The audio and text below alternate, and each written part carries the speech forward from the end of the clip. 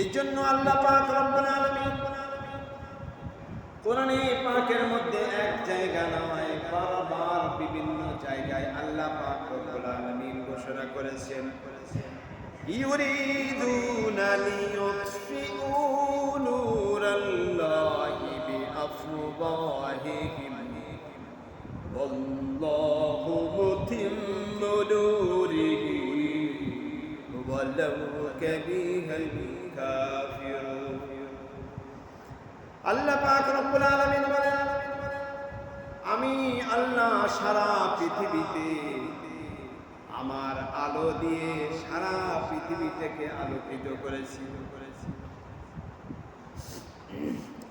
কোরআনের আলো দিয়ে, ইসলামের আলো দিয়ে, আদম আলাইহিস সালাম থেকে শুরু করে শেষ নবী আমাদের নবী আশরাফুল আম্বিয়া, ইমামুল আম্বিয়া, তিনি সমস্ত নবী রাসূলগণ, সাহাবায়ে কেরাম এই আল্লাহ পাকের আলো দিয়ে, কোরআন সুন্নাহর আলো দিয়ে, ইসলামের আলো প্রত্যেকটা ঘরে ঘরে জ্বলবে। এই জন্য সকল নবী রাসূলগণ মেহনত করেছে ইসলামের আলো প্রত্যেকটা ঘরে ঘরে, প্রত্যেকটা সমাজে, প্রত্যেকটা দেশে, রাষ্ট্রে, বিশ্বে ইসলামের আলো আলোকিত হবে।